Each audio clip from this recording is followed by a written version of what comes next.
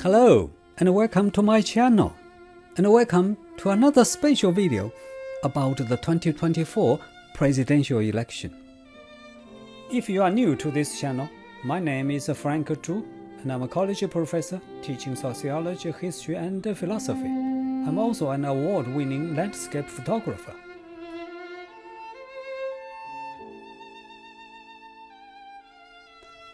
In my previous video, I answered a number of basic questions, such as what is the Electoral College, why the election is set in November and on a Tuesday, and what are the factors that influence American voters, etc. If you missed that video, please check it out on my channel. A few days ago, a couple of friends and I had a conversation about what I said in that video and the recent political developments. Like many American voters who have strong political opinions, my friends are very uncompromising in their political views. One of them said to me, "I don't like it when you said in the video that it is a neck-to-neck fight between Trump and Harris. You fail to point out the obvious. Don't you realize that Trump will easily defeat Harris?" Before I asked him to explain, another friend, who is usually on the other side of the political spectrum, interrupted and said, Okay, let us not argue anymore. In any case, we will see history in the making. If Harris wins, she would be the first female president. If Trump wins, he would be the first president to enter the White House after 4 years as an ordinary citizen. Although I consider myself as a political observer and normally don't participate in political debates, I couldn't help interrupting him this time and said, in a blunt way, "That's not correct. Even if Trump wins, he would not be the first in history." Well, you all know that I'm a professor of history. So, as a professor, I felt it necessary to correct my friend right away to stop him from spreading the misconception. After that, our conversation turned to the subject of American history, which, of course, is less controversial. They asked a lot of questions, and I did much of the talking. I'm telling you this story because it was a major reason why I am making this video today.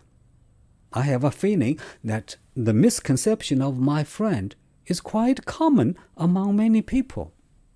So I told myself, why not make another video answering their questions in front of more people? So, here I am. In a sense, today's video is a continuation of the video I made a week ago because I will take the same Q&A format and answer more questions about the 2024 presidential election. But this time, I will focus on presidential history.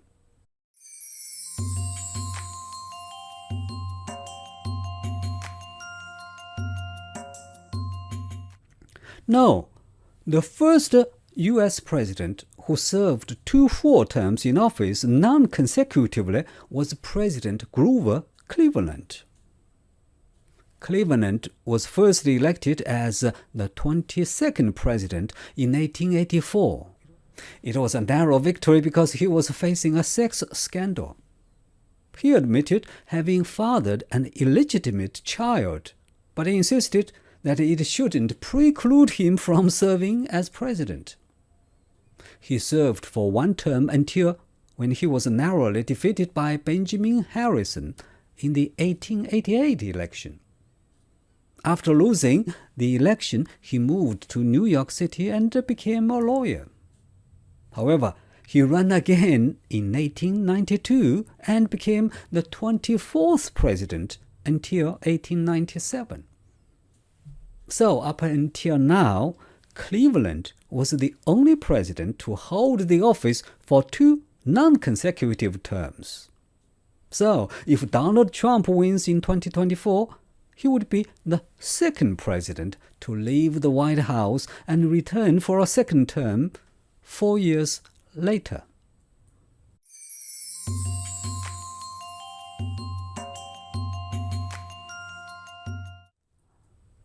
Since the office was established in 1789 until now, 45 men have served in 46 presidencies. Now you may wonder about the discrepancy of the two numbers, 45, 46. That is because one of them, President Cleveland, served 2 non-consecutive terms, as I just pointed out earlier. Among the 45 men, there have been 21 who ran successfully for a second term. The most recent ones include Bill Clinton, George W. Bush, and Barack Obama. However, there were 10 presidents who were not so lucky in their bid for a second term. Among the 45 presidents, 3 presidents served 1 term by choice. In other words, those 3 presidents decided not to run again. Most recently, President Joe Biden joined the small list of presidents who chose not to seek a second term. Although he originally sought re-election, Biden dropped out of the race in July 2024, mostly because of health reasons. Among the 45 presidents, only 1 president resigned from office, and that was Richard Nixon in 1974 over the so-called Watergate scandal. Among the 45 presidents, 4 presidents died of natural causes, and 4 presidents were assassinated. There were Abraham Lincoln in 1865, James A. Garfield in 1881, William McKinley in 1901, and John F. Kennedy in 1963. So far, no female has been elected as president, although there have been female candidates. Hillary Clinton in 2000 and Kamala Harris in 2024. If Harris wins the election this year, she would be making history and become the first female president in America.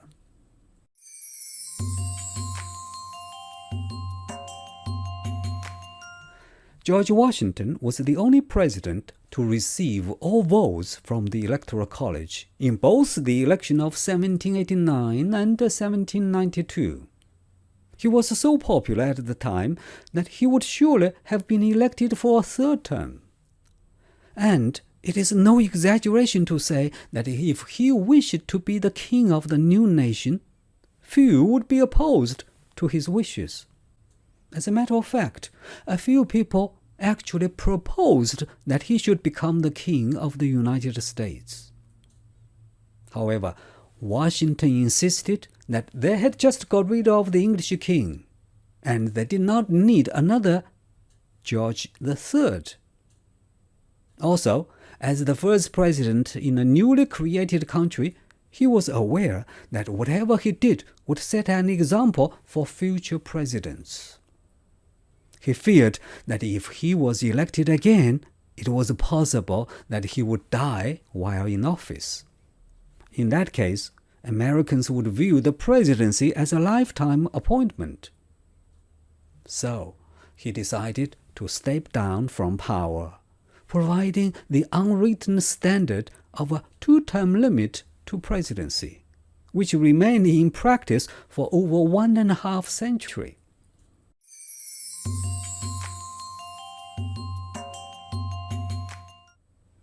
Franklin D. Roosevelt was elected in 1932 as the 32nd President of the United States in the midst of the Great Depression. Unlike his predecessor, Herbert Hoover, who was very unpopular, Roosevelt proved to be a very capable and popular president.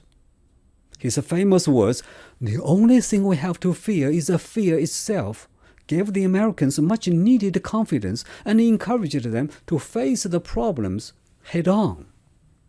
His so-called New Deal policies turned out to be hugely successful and enabled him to run successfully for re-election in 1936. In 1940, for the first time in American history, he was re-elected again for a third term. The obvious reason was that war was ravaging Europe and Asia at the time, and the American people felt safe in his hands. Because of the Second World War, Roosevelt was re-elected once again in 1944 for a fourth term, in spite of his rapidly deteriorating health. However, he died of illness a few months into his fourth term. So, Franklin D. Roosevelt was the only president who was elected 4 times.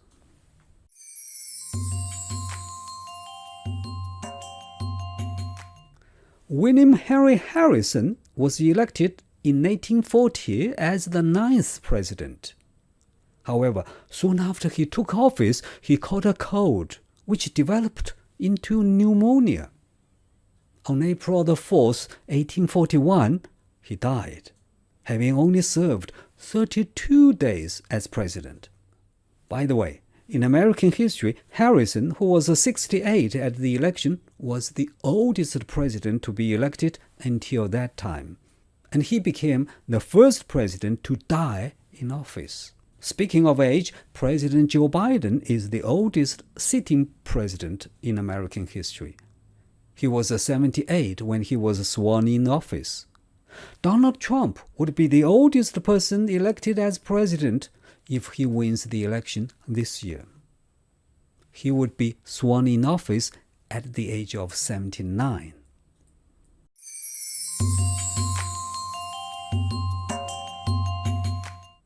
The tradition of 2-term presidents in the United States was set by George Washington and Thomas Jefferson, who chose to step down after 2 terms.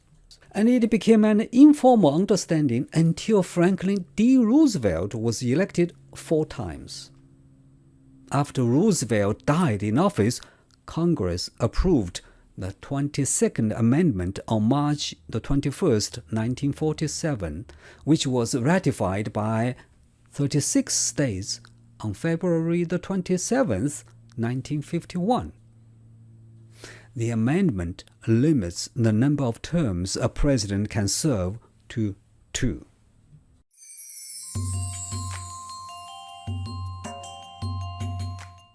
So far, there have been 2 father and son pairs who served as presidents of the United States. There were the Adamses and the Bushes. John Adams was the 2nd president, serving from 1797 until 1801, and his son, John Quincy Adams, was the 6th president, serving from 1825 until 1829.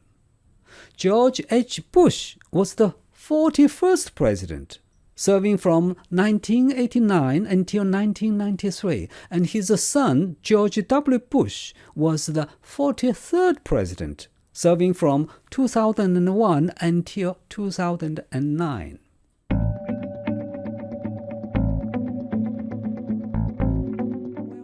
I think I should stop now, even though, as a professor of history, I have a lot to say, and I can talk on and on for hours about presidential elections and presidential history. I will surely make videos talking about American presidents in the future. If you are interested, please subscribe.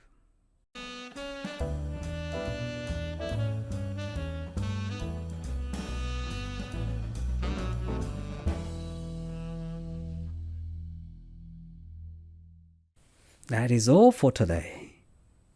Thank you for watching this video, and I'll see you in the next one.